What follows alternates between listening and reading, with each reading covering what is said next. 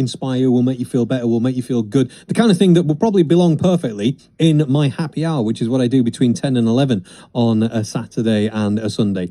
So it's this story. Every Wednesday afternoon, the residents of Meadow Court Care Home in... Are we going with Slaithwaite or Slowit? Slaithwaite. Have a little musical treat from some young neighbours who also live in the village. 15-year-old Becky and 13-year-old Ben take their music stands and they set them up outside the care home conservatory and they play their instruments. So Becky's on the clarinet and Ben is on the clarinet and sax. Well, Ben and Becky join me now along with Stephen Humble from Meadow Court Care Home. Welcome to the show, all three of you. Hi. Oh, that's nice to hear from you all. Ben, Becky, why do you do this? What a wonderful thing to do. What made you decide to start doing this? It was Becky's idea. Well, our mum told us that Meadow Court were asking for people to send drawings and letters in because they weren't letting any people in. Right. And I was playing the piano at the time, so I thought, why don't Ben and I go and take our instruments over and play them some music? It's such a lovely thing to do. Are you particularly musical family, the lot of you? Mum played the violin and clarinet years ago. So me and Ben have been playing our instruments for quite a few years now. So you're pretty good then. I know you'll be too modest to say it, but you're pretty good, aren't you? Come on. Yeah. So what a wonderful thing to do. I mean, you know, they were asking you to send pictures in and what have you, and you said, no, let's go one step further. Ben, what did you think when Becky suggested this to you? I thought it was a great idea, and nice to get out and help people.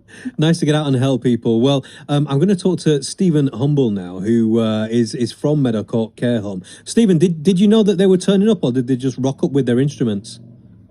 No, Ben and Becky's mum, Emma, she did contact us and ask us if it was okay for them to do that, because she knew that we'd closed as doors and obviously there was a bit of a ring fence around the home. Right. And immediately we said, yes, it'd be absolutely fantastic, because we've got quite a long, narrow conservatory, so all the residents could sort of arrange in the conservatory whilst they were at the other side. Right. So just a fantastic thing for them to do. I mean, we're really blessed. They're a lovely family, and for them to turn up each week in, week out, it's just been such a wonderful thing for them to do. They've even turned up in the rain underneath Brolly's. Yeah, it's been lovely.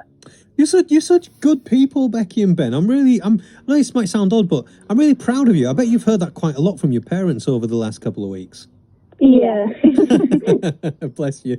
So, tell me, Ben, was it a bit of a nightmare with Becky? Was she kind of giving you lots of orders because it was her idea and making you play certain songs? Not really. How did you decide what you would play for everybody?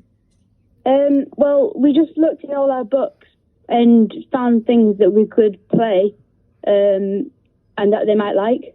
Right, okay. So, Becky, how did you whittle it down? Because it sounds to me like you might have quite a lot of songs that you could have played for them.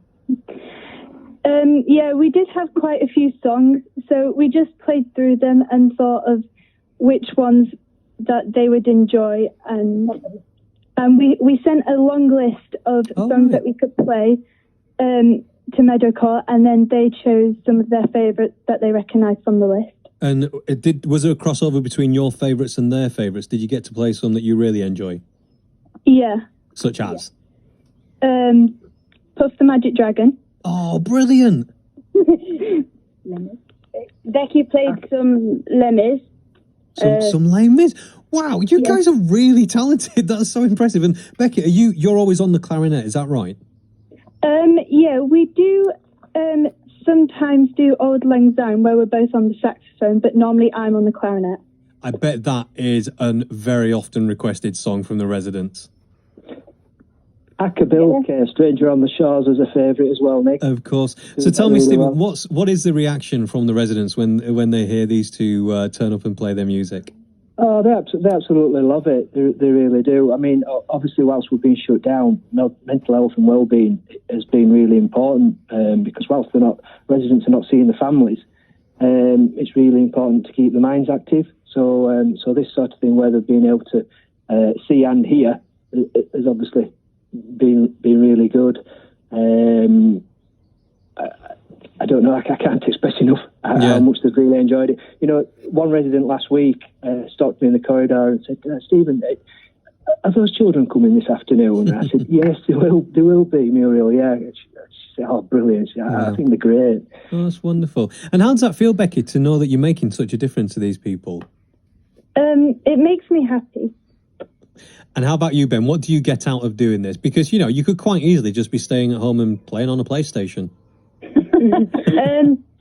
I just like helping people and making a difference and positive when it's all negative. Yeah. Who's that? What's Mum's name? Emma. Pipe down, Emma. Pipe down, Emma. We don't want to hear from you. I'm joking. Actually, no, I'm joking, Emma. Tell me, how proud must you be of these two? Exceptionally proud, because they're always enthusiastic. And if I ask them to do their normal music practice, they can be a bit reticent.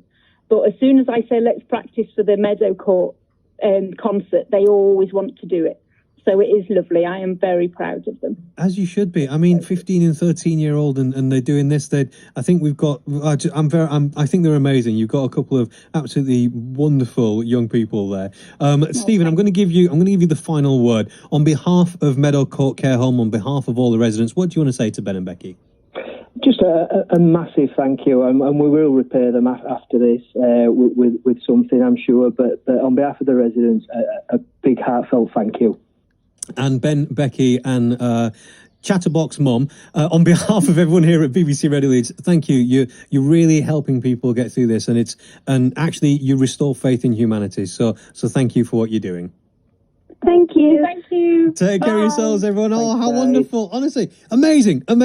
It's because of wonderful people like Ben and Becky that we know we're going to be all right. Amazing story.